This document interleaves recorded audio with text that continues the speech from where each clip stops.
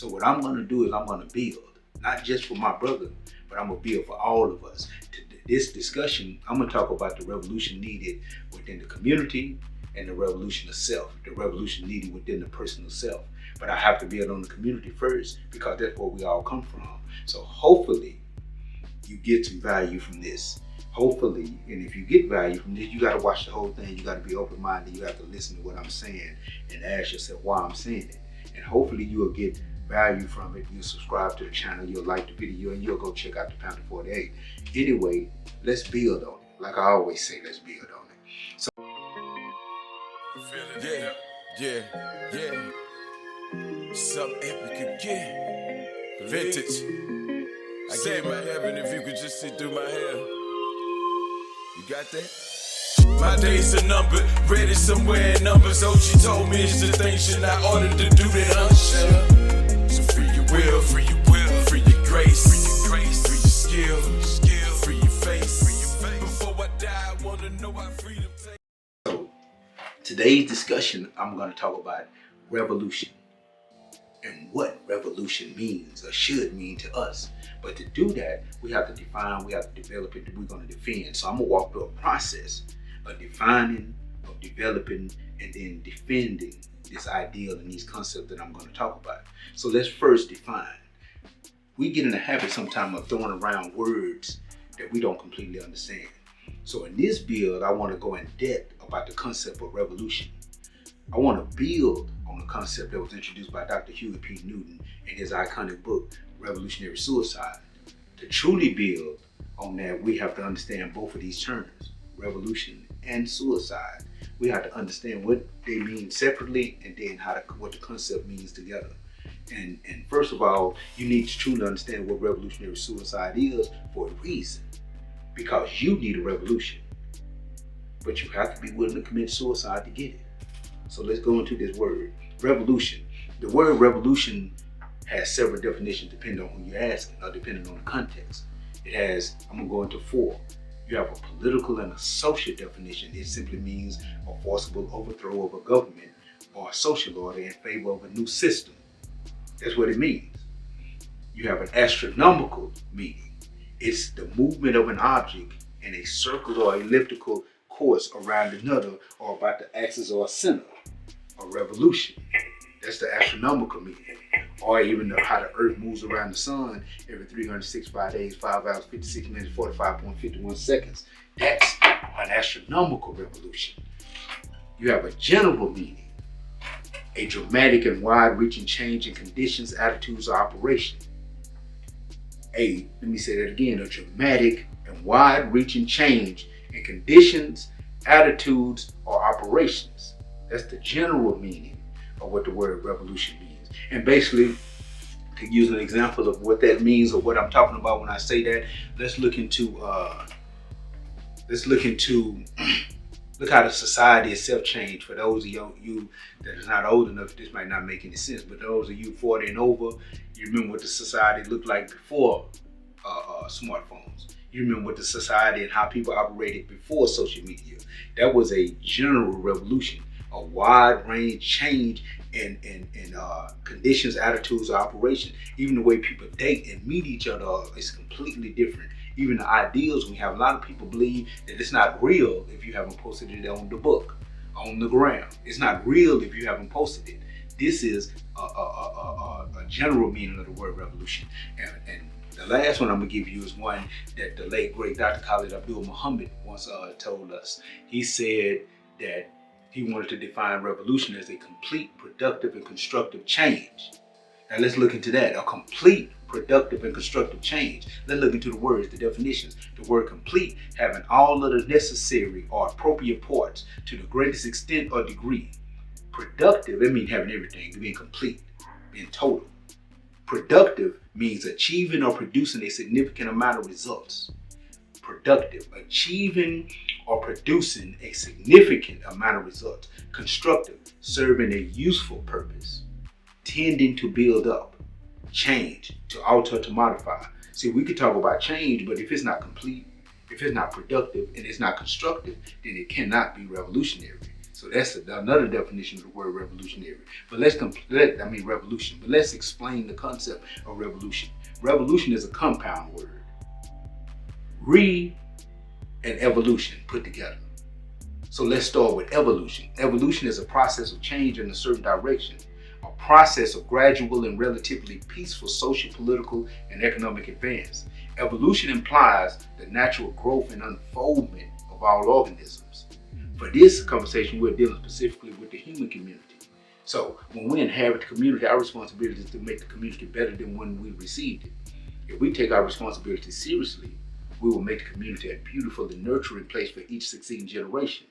We will create life-giving institutions, humane practices, and consistently pass on and add to the life-giving ways of our people. This process is a social evolution. Because this is what people do. If we take this seriously and we understand this concept, let's look at the community like your first mother. Think about when the seed is planted in a woman's womb, and that's the seeds of the child's first environment. Environment meaning something that circles around. So the woman's entire body is circled around the growing fetus to protect it, to feed it, to allow it to waste. And the child is in there sleeping peacefully as it's being fed the nutrients needed in order to grow and be prepared for birth into this world. Then once it's born, the mother's job hasn't ceased. The mother then holds it, puts it to her breast, feeds it, and as it starts developing, if you're dealing with a conscious mother, a functional mother, then she is also teaching the child, giving the child the life lessons needed in order to be successful in the world, taking the child through the discipline needed or the things that it needs to learn inside the house before it goes out to the world so it'll be able to properly respond to the world. The mother teaches, raises, and develops the child. That's her job. That's the community's job.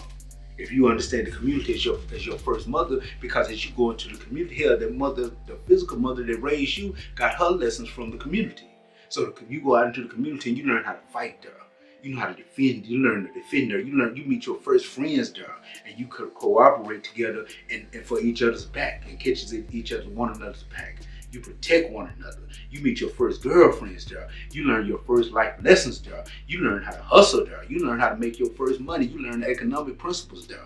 The community teaches you everything if it's in a functional state. But I'm not going to put the cart before the horse because I'm going to get to the things that can turn those lessons into a negative, into a minus. I'm going to get there. So just ride with me for a minute. So when we inherit the community, it's our responsibility to constantly make this a better place. And if we, like I said, if we take this seriously, we would do a magnificent job. This will continue naturally as long as some outside force does not interfere with the development of the human community. Simply because by nature, people will always desire to move forward, to move to a greater level of self-realization and actualization. This tendency reveals itself in the institutions, that is, the religions that the people develop, the art that the people create, the educational institutions that we develop, and the norms of the people. All of these things mixed together, we can call these things culture. Let's define the word culture and separate it from the few things that people think that culture is, but it's actually not. So let's talk about culture right quick, because a lot of times we think culture is something that it isn't. A lot of times we hear culture, we think it's history. We hear culture, we think it's civilization. We hear culture, we think it's race. Let's talk about what it is and what it isn't. And the definition I'm going to give you comes from Dr. Kirk Harrod's book, Who Are We?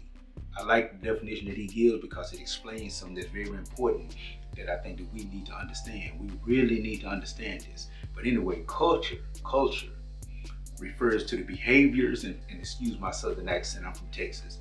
Culture refers to the behaviors, beliefs, and adaptive mechanisms that a group of people sharing a common experience have constructed to cope with their environment. It is learned, taught, and unique to a group of people. A group of people's unique culture is crucial and irreplaceable for their prosperity. The disruption of a group's culture impedes the collective accomplishments of the group and prevents the individuals in that group from achieving their potential. It's no coincidence that very high rates of alcoholism, unemployment, and failure to find a place in society are found in two groups whose culture was nearly destroyed by Europeans, African Americans and Native Americans. Now, I know some of you don't believe something unless it comes from a European. So understand this, Dr. Kirk Harrod is a white man. So Dr. Kurt Harrod wrote a book called Who Are We, a book that I think is pretty good. And the book is not even talking about race. The book is talking about the development of human beings. And it gets to a section in the book. And one of the things I like about his book is that he breaks the book down into history's lessons. One through, I can't remember how many lessons history teaches us, but it teaches us a lot of lessons. And he got a chapter where he talks about culture, civilization, things of that nature. And that's when he said this, which is very important to understand. What culture is, when a group of people have a unique experience, when they come from the same place and they went through the same things, they would develop like institutions. They would develop institutions, norms, rules, principles that they operate on. Like, I'm gonna use an example. If you're in the streets, then one of the rules used to be no snitching. That was a rule, that was a part of the culture. It developed because everybody was doing things they could send them to prison. And they had a dominant society that was coming down on them, seeking to lock each of them up and send them to prison. Now, the only way to destroy the network is if you got a person within the network to start telling how the network functions. And that gave the enemy the ability to come inside the network and completely tear it apart. So no snitching became a rule because the culture that developed no snitching was to protect the network. And I just use that as an example, but that is many of the principles and rules that a group of people operate on, and it comes from the fact that they have a common experience. That's what culture is. And as he said, to read him again, he said that the disruption of a group's culture impedes the collective accomplishments of the group and prevents the individuals in the group from achieving their potential. It is no coincidence. So when your culture is harmed, I know you selfish thinkers out there are thinking to yourself, what does this have to do with me? When your culture is harmed, it impedes the ability for you as an individual to actually manifest in your highest level. It impedes that because you lose sort of like part of the infrastructure that helps a human being become a human being. Remember, the community is the first family. So anyway, a lot of people think culture is civilization. Civilization is marked by urbanization, basically the building of cities when people start living amongst each other. Agriculture, basically development of food, farming, things of this nature. Division of labor, once people started understanding, let's divide our labor and our responsibility, collective work and responsibility, essentially. And let's divide it for the building of the community. And writing. And that gave us the ability to record history, to record what we had done so we didn't have to keep reinventing things all over and over again. Webster's definition is simply this. He said that civilization is a high level of technology and culture. And then history, it sounds like what it is. It's his story. It's the story of him. It's him telling his story. And I know a lot of times in many woke or conscious circles, we say his story is him, the slave master, telling the story. But his story is always the story of him, the story of man, the story of the human being. And so history is the study of past events, particularly in human affairs. Now this is how the three relate to each other. Culture, those beliefs, those mechanisms that we develop in order for our people for any group of people to live and transfer their knowledge and their understanding to the next generation, that develops first in the community. That gives us the ability or the need to develop civilization, because we start developing institutions like religions, and then we develop a temple or a house that we can do our worship in. Education, which comes from culture, but we develop schools, we develop an institution for us to teach that lesson in. We do that. History is when we start recording everything that we've done, and we keep passing it down so that we won't have to reinvent the wheel. So they all come in tandem, but they're not all the same thing. Anyway, I got lessons on these two separately, but I just wanted I'm building on revolution. I didn't want to touch on these things. Anyway, the culture will pass the ways of the people from generation to generation. Each generation will add new lessons, and the society will constantly evolve unless some outside force derails this process. Now let's get into what can derail the natural process of a community evolving and constantly getting better. This outside force, I like to call it devolution. It's a play on the word devil and evolution. So in the social science, it's called de-evolution. When a thing degenerates into a lower state, a transfer of power to a lower level, This thing can even be a natural event, a transfer of power for a lower level. Let's say you have a group of people that are evolving and developing on a higher level. Then you have a savage group of people come in, and that savage group of people end up conquering that higher level thinking people and take the science and technology that that group had and start using it for lower level means. We can look at movies like the cartoon, the Disney cartoon, The Lion King, beautiful movie. In that movie, you had Mufasa's reign, and then you had Scar's reign. And anybody that know the story know that it's actually based off the story of Peru.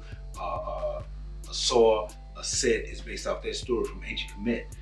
Do some research. But anybody that have done any research know that it's based off that story. And when Scar took the same exact culture, the same exact everything, but he applied his savagery to it, you see how they fell into decline. That's devolution, or de-evolution. Usually, when a thing degenerates to a lower state, this thing can even be a natural event. Let's say a landslide happens, mudslide happen for whatever reason, block off the river that irrigates and send water to the rest of the land.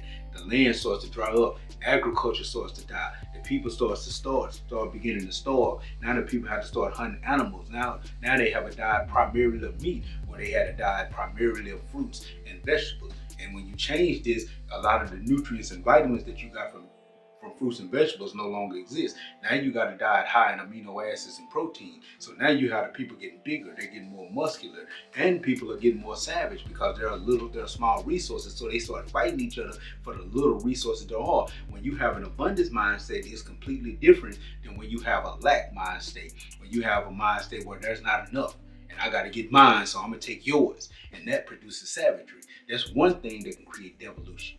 Usually what happens though that creates this devolution or de-evolves of people is usually an outside group comes in and they bring destruction to the people. Usually that's what causes devolution. Most of the times this group, they desire another group's resources. They come in and they attack the people. They kill the men, they abuse the women, and they enslave the children. Let's say the conquered group goes through this for hundreds and hundreds of years. They lose their vehicle of transferring their evolutionary knowledge to the next generation. Remember I said that's culture. They lose their culture completely. This group of people have degenerated into de-evolution. Since life is cyclical, see the second definition I gave of revolution, remember I said I gave an astronomical definition of cyclical. Since life is cyclical, no state of existence will last forever. In this devolutionary state, there will become a small group who will always resist the degenerative state. They will start to wake up from the hypnotic effects of the devolutionary state that they have been placed in. For example, if you have a tribe of people that have been captured and placed into slavery, that people could be going through generations of slavery. However, the mere fact they're going through their children are raised in slavery. They know nothing but slavery. They've been enslaved for, let's say, I'm using a theoretical group. This group has been enslaved for hundreds and hundreds of years. So you have children growing up and being taught, not only by their parents, but everybody around them, by the complete society, that you're a slave, you're meant to be a slave, simply because of what you look like. So that you have generations and generations of slavery that'll come out of this situation. However, the mere fact of the proximity to their captors who are not slaves will strike their minds as a contradiction. They will begin to see slavery as not just something that's uncomfortable, but something that's unnecessary. See, the mind is resilient and mathematically precise in that way. There will always rise an anomaly in this oppressive state. The fact that I can look out and see somebody else, that you might not be the same color as me, you might not even be speaking the same language as me, but you look like me. You got two legs, you got two arms, you got a head, you got a body, you walk around, you have a mate, you're a person too. But you're not a slave. That means I don't have to be a slave. That's where the brain will start working, and it'll start waking itself up, because it'll start trying to understand and comprehend the contradictions that exist in this society. And from this mass of people, you have the conscious people coming, or you have what we call the revolutionaries. These people will wake up and start saying, this don't have to be this way.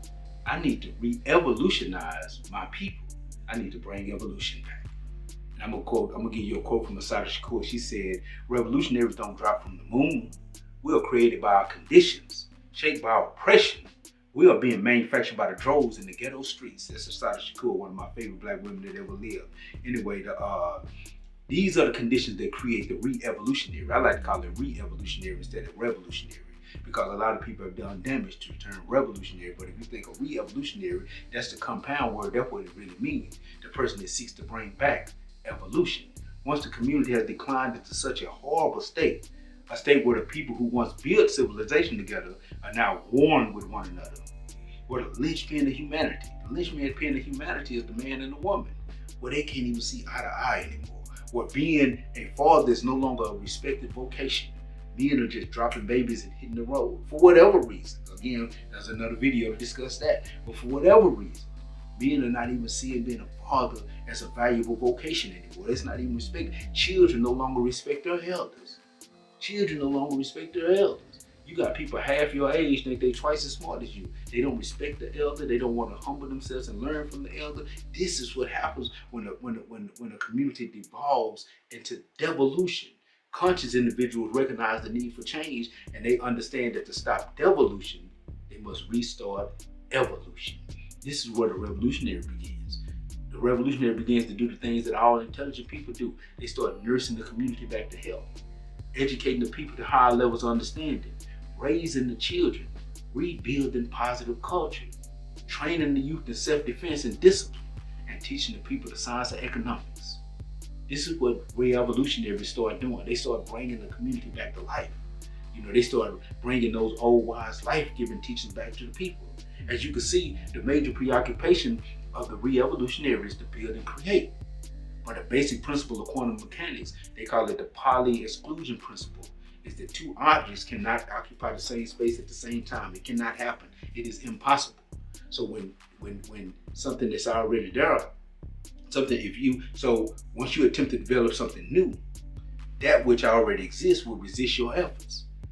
This will create a struggle, and something will have to inevitably give way. This is why it's necessary to understand the concept of revolutionary suicide. Without understanding this, you cannot continue as a revolutionary, and you need a revolution. But you have to be willing to commit suicide to get it. Now let's go into revolutionary suicide. Anyway, Dr. Huey P. Newton, co-founder of the Black Panther Party, he wrote a book titled Revolutionary Suicide. In this work, Huey developed a concept that he called revolutionary suicide and contrasted it with another concept that he called reactionary suicide. Let's build on it. Let's build on both. Revolutionary suicide, and the concept, he said, it refers to the willingness to sacrifice one's life for the cause of revolution and social justice. Huey viewed it as an act of resistance against an oppressive system where an individual knowingly risked their life to challenge and change the status quo. They knowingly risk their life to challenge the status quo. I'm not trying to convince you to kill yourself. This is not what Huey was saying. He said, but they know they're risking their life because I just told you the Pauli exclusion principle. No two things can occupy the same space at the same time. People in power will do whatever it takes to stay in power. If you're coming up saying, hey, we want to share power, then you have to be prepared for whatever may come with that. If you show up at the playground and one group of kids have decided that we are taking over the seesaw and no one else on the playground can play on the seesaw, and you say that is not fair. Everybody that comes out here should have a fair chance to play on the seesaw. You have to be prepared for whatever comes with that. And this is all he's saying. He's saying that you're willing to risk something in order to challenge the status quo, the way things apparently are.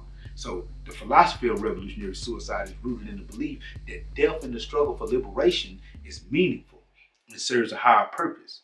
It embodies the ultimate commitment to fighting against injustice, oppression, and systemic inequality, even at the cost of one's life. Even at the cost of one's life. The most valuable thing you have is your life. So when you're willing to gamble or bet the most valuable thing that you have against what it is that you desire, then you place yourself in a very powerful position when you're willing to make that gamble. Empowering. Why is this empowering?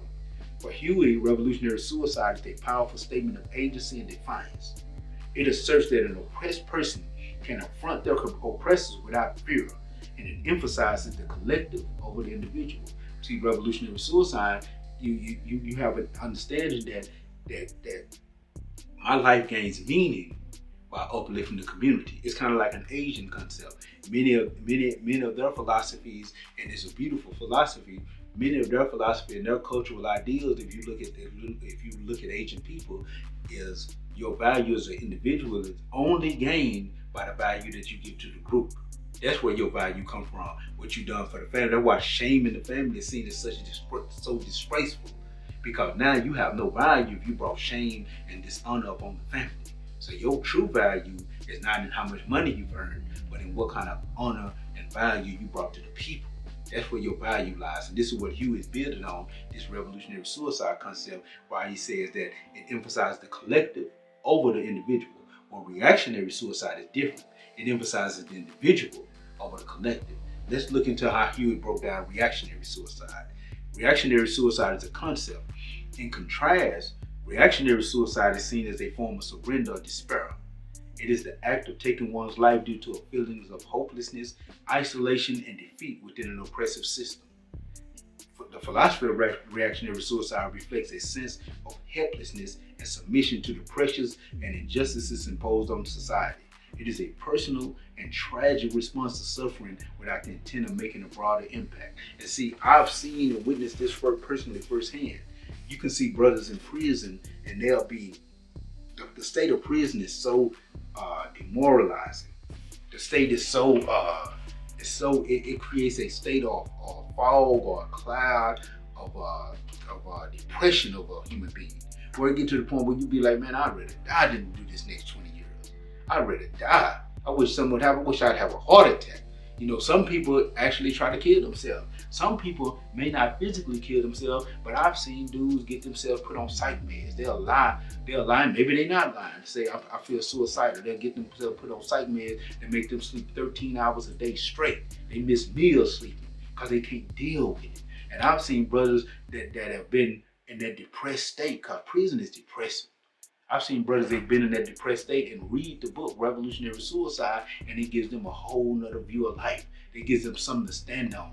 It removes them out of reactionary suicidal mind state and into a revolutionary suicidal mind state. It gives them courage. I've seen this with my own eyes. I've taught a similar lesson in prison, and brothers heard this lesson, and it gave them value. It gave them something to stand on. So that's why I know that the concept of revolutionary suicide is not a negative one when properly understood.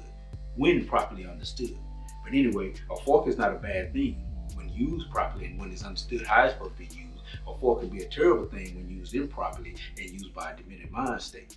And this is one of the things that we have to understand. And see, one of the things I'm gonna say something that's very unpopular. I seen Andrew Tate get in trouble for this. See, I'm not a believer. I accept the idea that he spoke on. I'm not a believer that depression is some disease that you just caught and you can't get rid of unless you take medication. I don't even believe in ADHD.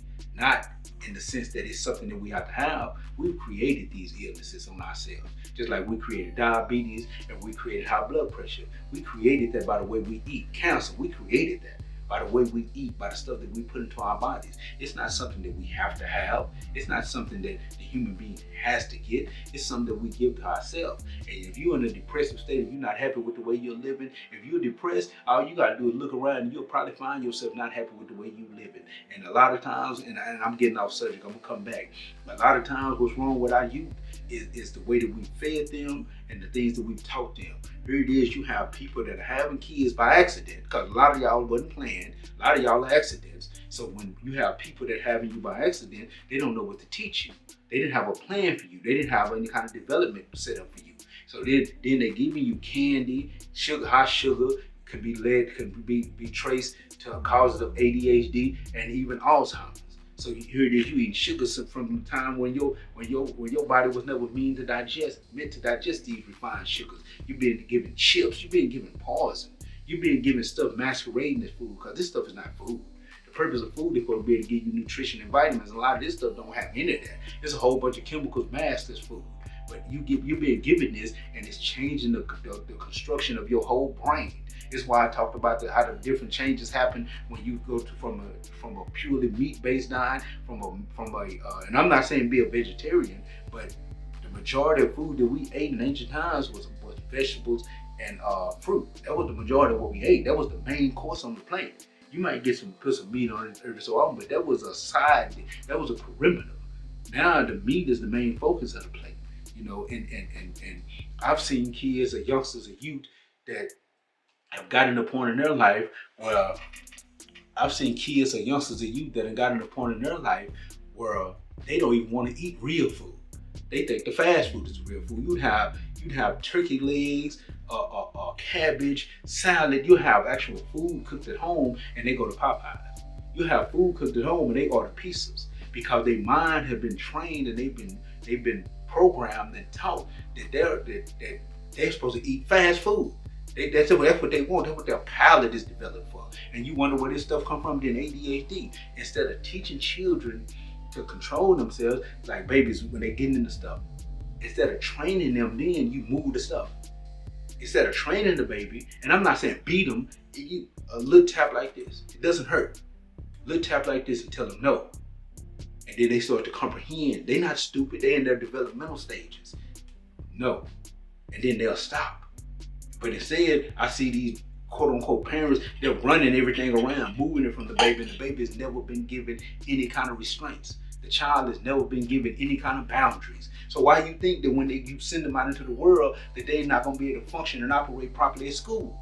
This is what they call an ADHD, and they give you medicines, but it doesn't remedy anything, because medicine, medi is the root word, it's supposed to remedy something. So they're giving you medicines to remedy this ADHD, which is nothing more than just getting you addicted to a drug. But anyway, I digress. Forgive me. Let me go back to my subject. But this is, and I got another lesson on this. But this is what I'm talking about, man. Let's get back into the subject. Let's get back into the lesson that we're talking about. So Huey used the term revolutionary suicide to highlight the difference between dying for a cause versus dying out of despair. He encouraged individuals to channel their frustration and sufferings into the fight for systemic change rather than succumbing to the pressures of an oppressive society. He believed that this concept could inspire courage, resilience, and collective spirit amongst freedom fighters. See, you need to understand this concept and you need to meditate on it, because you niggas need a revolution. But you have to be willing to commit suicide to get it. I swear to God you do. Now let's go into revolutionary culture. Because remember I talked about it. I said culture is the vehicle that we transfer the wise, life-giving lessons to our people. So boom, we started in a natural evolutionary state. Something outside comes in, arrests the development of the people, we go into a devolutionary state. Certain groups, a small group of people, 5% of the group of the people, start to realize that we're devolving. They start to wake up and they decide to restart evolution. But in order to transfer these institutional thoughts, these beliefs, these more ways to the people, they have to develop a re-evolutionary culture. So let's build on re-evolutionary culture and what that looks like. Revolutionary culture, main components of it. One, opposition to oppression. That's the base. Opposition to oppression, because the whole reason the re-evolutionary woke up in the first place is because he realized something was wrong, but he wanted to pull his people out of that. So opposition to oppression. Revolutionary culture is rooted in the active resistance to all forms of oppression and exploitation. It is a culture that challenges the existing power structures and advocates for social justice and equality. 2, collective empowerment. It emphasizes the importance of community and collective action. Revolutionary culture fosters a sense of solidarity and mutual support amongst oppressed people, encouraging them to work together toward a common goal. 3, awareness and education. Huey believed that understanding the root cause of oppression and the mechanisms of power was essential for effective resistance. This involves raising awareness about social, economic, and political issues in the community. This is why the Black Panther Party had the political education classes. 4, cultural identity. Huey and them slipped on this because of their conflict with the U.S. movement, but I'm not going to get into that because I keep digressing. I want to build on these concepts. But cultural identity, revolutionary culture seeks to reclaim and revitalize cultural practices that have been marginalized by the dominant powers. For people, what that means, that's an educated way of saying that the people seek to reclaim and find out Sankofa to go back and get our cultural ideas and concepts that have been marginalized or pushed to the margin by the dominant society. That's what it means. The margin is the sides, the outside. So they have pushed our teachings aside and gave us their ideas and their teachings. But for African people, or people of African descent, that's what you are. If you're black in America, if you're black in Jamaica, if you're black in Dominican Republic, you are a person of African descent, whether you like it or not. So for people of African descent, this means embracing and promoting African culture and history as sources of pride and strength. 5. Creative expression. Huey P. Newton believed in edutainment was effective ways of communicating the revolutionary message. The arts, music, literature, theater should be used as tools to inspire, educate, and mobilize people in the struggle for liberation. 6.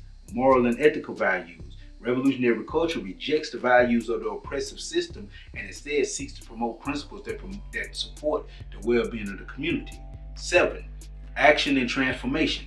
It is not just about ideas and beliefs. Revolutionary culture is about actively working to change society. This involves organizing, protesting, providing community services, and any other activities that contribute to the revolutionary struggle. By promoting a revolutionary culture, Huey aimed to create a foundation for sustained resistance and eventually overthrow the oppressive system. This culture would not only support the immediate goals of the revolution, but also ensure the long-term empowerment and liberation of oppressed communities. These things are important to understand. These things are very important to understand because you need a revolution. And you have to be willing to commit suicide to get it. You have to be. And see, I wanted to make sure that those listening could understand revolutionary theory for one simple fact. One simple fact. The community definitely needs a revolution. Before you can have a community revolution, you need to have a personal revolution. Nobody can create a community revolution without commitment and unity. Nobody, listen to what I'm saying, can actually create a community revolution without commitment and unity. It cannot happen. So in order to unite with people, certain things about how we think, we have to have a paradigm shift. Certain things about how we think and how we see reality has to change. So you need to have a personal revolution. You need to have a revolution that eliminates a part of your thinking that keeps you from uniting with other black people. You need to have a personal revolution, but you have to be willing to commit suicide to get it. Now I know what you're thinking right now. I know I can hear it. I know what you're thinking. I done talked all this talk about suicide. Some of y'all heard the word suicide and y'all just shut down. You don't want to hear nothing I have to say. I know what you're thinking. You niggas are sitting there thinking right now in your own mind. You're thinking to yourself two major things. I'm gonna tell you what you're thinking. One, what in the hell does this have to do with me, brother Psyche? 2, all this talk about suicide is definitely not appealing to me. I don't give a damn if it's revolutionary, suicide, reactionary, solutionary, Martian. I don't care what kind of suicide it is. You not finna color this up and make this sound good to me. I'm not feeling that stuff about dying. You ain't finna make dying look cool to me. I'm not doing it. And see, if you think I'm trying to talk you into killing yourself, you need to shut this video off right now and go get some help. You need to stop. I'm being serious. Stop watching YouTube. Go somewhere and get some help and get some assistance. Because I'm not trying to talk anybody into killing themselves. I'm using symbolic language. I'm using metaphors. I'm using allegory. I'm using parable. I'm using simile. I'm using the signs of symbol that our people have used since the beginning of time. See, we've always taught complex ideas and symbols because symbols speak to the right side of the brain. Instead of speaking to the logical side of the brain, we speak into the side of the brain that deals with images. So I'm trying to put it in the imagination, in the nation of images through symbolic language. Then once we understand the symbolic language, we can make sense of the lesson. Example, all of y'all have probably heard the story of the turtle and the rabbit and the turtle staying persistent. And finally at the end, he ended up winning the race. All of y'all have heard that story, right? Right? You and me both know that it wasn't really about a turtle and a rabbit running a race. That was not the moral of the story. All of you have heard the story about Jesus walking on water. You and I both know somebody didn't really walk on water, right? Well, some of y'all might think somebody walked on water, so I'm gonna get off that. We'll build on that on another time. But it's about the symbol, the metaphor. I'm not trying to talk you into literally killing yourself. I'm not. But it's a part of yourself that really needs to die. And it needs to die because you need a revolution. But you have to be willing to commit suicide to get it. So let me explain this a little bit deeper. Let me answer the first question. First question and answer. What does this have to do with you? As I explained about devolution, I talked about devolution of the community. I broke this all down. If you didn't understand it, rewind the video and start from the beginning. In this digital age, I don't even know if things rewind anymore. Start it over and look at it from the beginning. But I talked about devolution of the community, the destruction of the natural ways of the people. You have to understand that as the ways of the people were distorted, so were the minds of the people. Think of it this way. If someone intentionally infects an entire household with COVID, pumps COVID through the air ducts, they're not doing that just to poison the house. They're doing that to poison the people. You have to understand that. So when our people, when our nation, when our culture was infected, so was the people. You have to understand that. And when you understand that, you understand what our culture was infected with. Our culture was infected with negativity. Not COVID, negativity. That negative mindset. It's a mixture of niggerism and negativity. We was infected with that. Remember I said we can't even organize crime. That's why. Because a nigger cannot organize with anybody else. Because a nigger is this mutated, created, manifested monster that operates off pure ego and selfishness.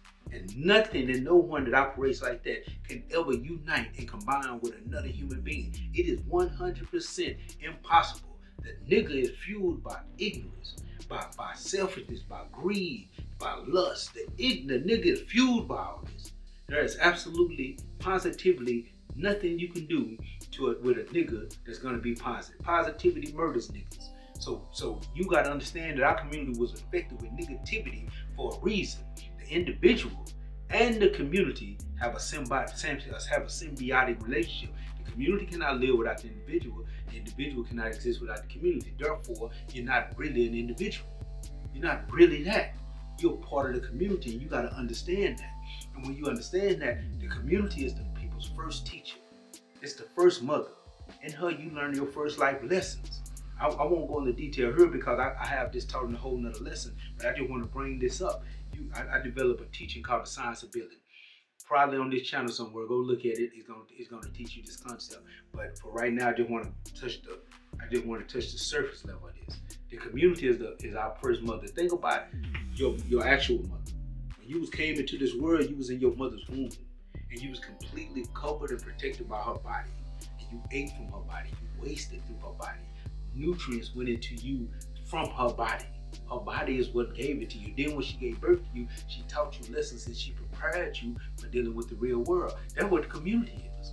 That's the place and that's the position that the community plays for us. So you have to understand that. So what we have to understand is that once the community was infected, it in turn infected the people. When the people are infected, they will in turn infect the community. The people were infected by the negativity in the community. Then when the people got infected, they gave birth to children, gangbangers, nigger, I kill, murder, hate, nigger, and that element turned right around and it put more and more poison in the community. Then the community became more saturated in poison, so the next group of children came into life and the community fed that to them, and it goes on and on and on, and I know you have to be able to see this. I know that you have to be able to see this. And you got to understand that a community becoming a cesspool of contamination, that is the beginning of your personal mental side. It's the beginning of your first mental death. Think about how you grow in the community and how you're desensitized to murder. Think about how you desensitized to poverty.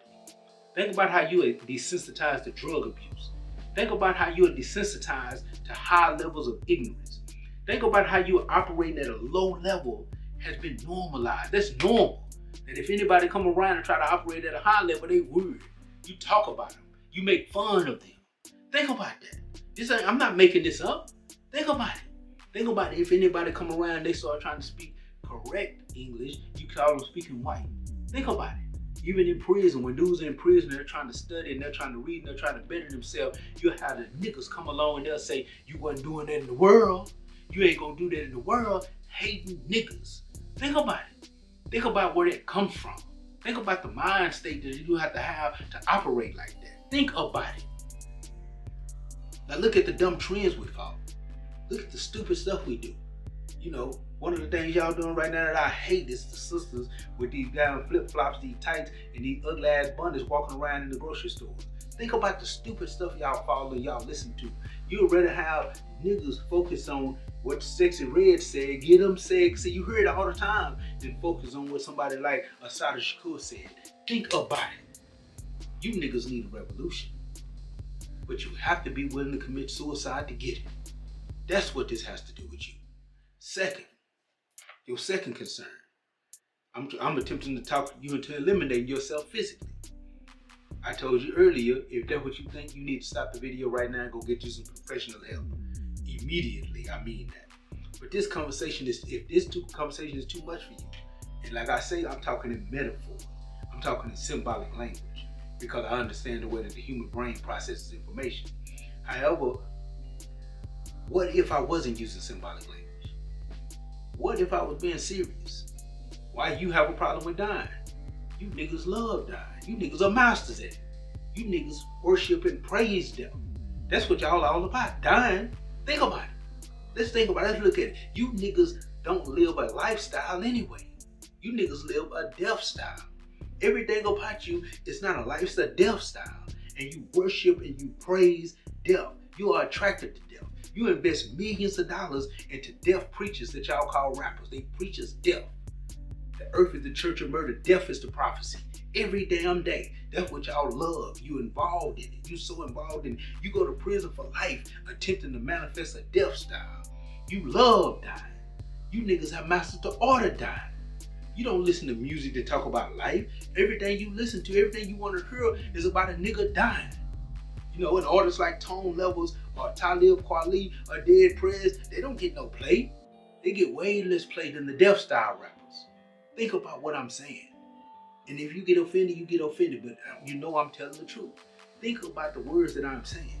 You go to prison for life attempting to manifest this stuff, attempting to do this stuff that these dudes are talking about. You'd rather listen to some stuff about a nigga moving work than Stick Man's The Workout album. And you know I'm telling the truth. You niggas love dying. You niggas have mastered dying. You niggas don't want to watch a movie unless a bunch of niggas dying in it. And if a nigga ain't dying, and the more niggas that die in the movie, the better the movie is according to you niggas. You niggas are addicted to death. So if I was talking about trying to talk you into self-eliminating yourself, what's the big problem? You niggas are doing it anyway. You niggas doing it anyway. One time I witnessed a Satanist. I don't know if he was a Satanist or a devil worshiper. I remember he explained the difference. Didn't mean that much to me to remember it. But this is a true story. I once heard a group of young brothers, young hood street niggas. And they approached the Satanist, the black brother, he black. And he got a whole lot of tattoos. Tattoos all over his face, all over his arm. He had all kind of stuff. Horns, fire, demons, all kind of stuff on him. And you know, the brothers, the death style brothers, the street niggas, they had tattoos all over them too. All over their face, all over their arms, they sets, you know, niggas, guns, weed, all kind of stuff on them. Cash, they had all kind of stuff on them too. And so they walked up to him and they told him he was weird for his tattoos. He looked at them and told them, y'all weird. Y'all have as many tattoos as I do. And they said, yeah, but we got normal stuff. You got demon stuff, devil worshiping stuff. And then this Satanist brother, he told him, man, blew my mind. I ain't even gonna lie. He told him, I'll never forget this. He told him, he said, you niggas got devil worshiping stuff on you too. He said, you niggas ain't no different than me. He said, you just like me. You worship my father just like I do. You niggas love money, so do I. You niggas love running around getting a whole bunch of women pregnant and then burning off on the child because we don't really care what happens to the child, so do I. He said, you niggas want to rob, you want to jack, you want to sell dope, you want to get at this cash, chase this back, so do I. He said, you niggas want to see a whole bunch of people die, you niggas praise and worship murder, you talk about me, you niggas think devil worshiping is drinking cow's blood and human sacrifices. He said, you niggas have made more sacrifices than I have. You got tattoos testifying to those sacrifices. Dudes had tattoo tears on them. Dudes had sets on them. You know what I'm saying? Killer, whatever. I'm not gonna disrespect different sets, but you know what I mean. If you on the blue side, you can imagine what they saying kill on them. If you're on the red side, you can imagine what they saying kill on them. You niggas have practiced human sacrifice since the beginning. He said, me and you, we on the same level. That's what he told them. He said the only difference between us is he said the only difference between us, he said, what how he said, he said, I'm ahead of the curve. I know what I'm doing. You niggas still lying to yourself, hiding your devil worshiping and all the other stuff that you doing. You niggas will be worshiping my father with a cross around your neck. You know what I'm saying? When he said that, I'm talking about in the young street niggas, they couldn't say anything else. They couldn't say anything else. And I must lie, I'm sitting there ear hustling. I'm sitting there with my book and stuff, and I'm ear hustling, and it blew my mind because I had never gave thought to it like that. He told them niggas they were Satanists, and he was telling the truth. Cause you niggas are Satanists. You niggas need a revolution, but you have to be willing to commit suicide to get it. I'm saying that it's time for us to look in the mirror and tell that nigga looking back at us. Tell that nigga, look at that nigga and say, you, nigga, you. Say, nigga, you fired. That's what you gotta say. Nigga, you are fired. I obliged you to run this company to the ground, cause think about it. In the global enterprise, in the enterprise of global association, think about that. We're in an enterprise of global association with other communities. And the nigga has been the president of our association for years. He has been the president, he's been the CEO for years. And he has ran the community into the ground. We can't operate like other communities operate. It's time to fire that nigga. And if you go on a simple level in the department, because your family is your department in this business called a community. Even in that department, this nigga is failing. This nigga is failing. Think about how he's failed your mother, how he's failed your children, how he's failed you. It's time to fire that nigga. Matter of fact, put him on a rope. It's time to fire that nigga. It's time to do whatever needs to be done to that nigga for you to get your revolution, because you need a revolution. And you have to be willing to commit suicide to get it. So, how can we kill a nigga? What's the best way to kill a nigga? I'm gonna tell you two things. I'm not gonna go into detail with this right now because, again, I have another lesson that talks about this. But right here, I'm just gonna give you two things. There's two ways to start. It reminds me of the story that Malcolm told in the autobiography of Malcolm X, as told to Alex Haley. He said that his brother Reginald came to see him, and he told him, "Stop eating pork. I'm gonna show you how to get out of prison." So Malcolm didn't know what the con was, what he was gonna do, but he stopped eating pork instantly. That was his first step. That was his first step of submission. And I'm gonna tell you, you gotta make a first step of submission too. You gotta make two things you have to do in order to start to kill the nigga. They even get you mentally prepared for the death of the nigga. You know, I got a whole lesson breaking down all the different things that you have to do to completely take care of this nigga. But these are the two things that you need to start doing right now. The first thing you have to do is start reading. I don't care what it is, start reading. Start reading, start improving your intellect. First thing you have to do. You know, there's so many books. You know, go to the Panther 48 channel. We done dropped how to create a conscious book list. It tell you all kind of books that you can read and study and get started on. I can tell you two very easy books to start reading. Dude named Supreme Understanding, he wrote a book called How to Hustle and Win, Part 1 and Part 2. They are very simple books for the beginning reader. Read those two books. Start there. They're very simple books for the beginning reader. If you're on a high level of reading, go read Science of Self by Supreme Understanding.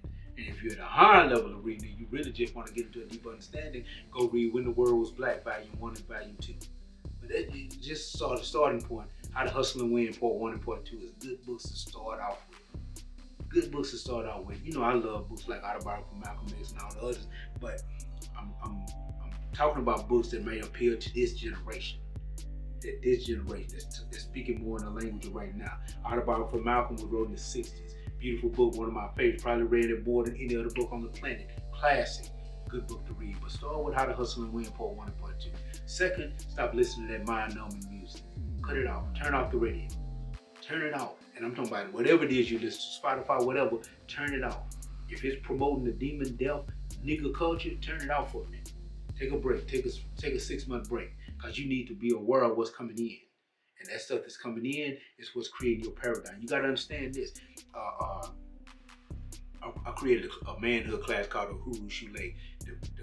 In order to join the class, you had to be able to learn the 10 virtues and be able to quote them verbatim. The very first virtue is control of thought.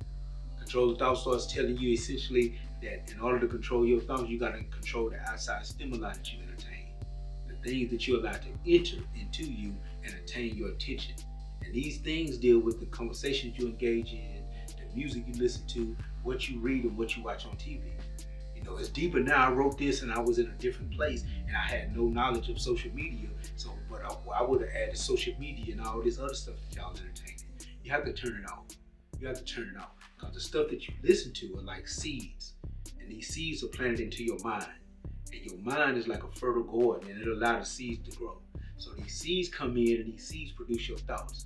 These thoughts produce your beliefs. Your beliefs produce your actions and your actions produce your reality. Turn the bullshit off. You have to turn it off. These are the first two things that you have to do in order to start killing the nigga. If you want the nigga dead, these are the things you have to do. And trust me, you need a revolution.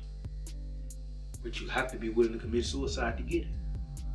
And with this, I'm gonna leave y'all like this. I want for those who are still with me at the end of this video, that mean that you're serious and it mean you got value out of the video.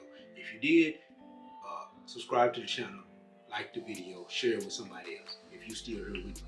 And this is where we're gonna close this thing up. I want to do a chant. We're gonna do a chant to our dedication to murdering this nigga. This nigga's gonna die. So we're gonna do a chant to our dedication to killing this nigga in us. And that chant is, we're taking it from Lost Poets. Die, nigga, die. So I want y'all to say this with me. I'm sitting up here by myself in front of this camera like I'm really talking to people right now. And y'all listening to me like we talking to each other. So let's do this together. We're going to do this. So let me hear you. We're going to say on the count of three, we're going to say, die, nigga, die. You got me? We're going to say it loud. We're going to chant it out. We're going to say, die, nigga, die. So that the black man can be born again and become king again. So 1, 2, 3. Die, nigga, die. Die, nigga, die. Die, nigga, die. Die, nigga, die. So that the black man can take over. Peace and power. Love dying. Niggas watch dying on TV. They love it. Niggas watch other niggas die. They love it. Niggas watched Emmett Till die. Niggas watch Mac Parker die. Niggas watch James Chaney die. Niggas watch Bobby Hutton die. Niggas watch Medgar Evers die. Niggas watch niggas die. Niggas watch niggas die. Niggas, niggas, niggas, niggas die. Niggas die. Niggas die. Niggas die. Die. Die. Niggas die. Niggas die. Die. Niggas. So black folks can take over.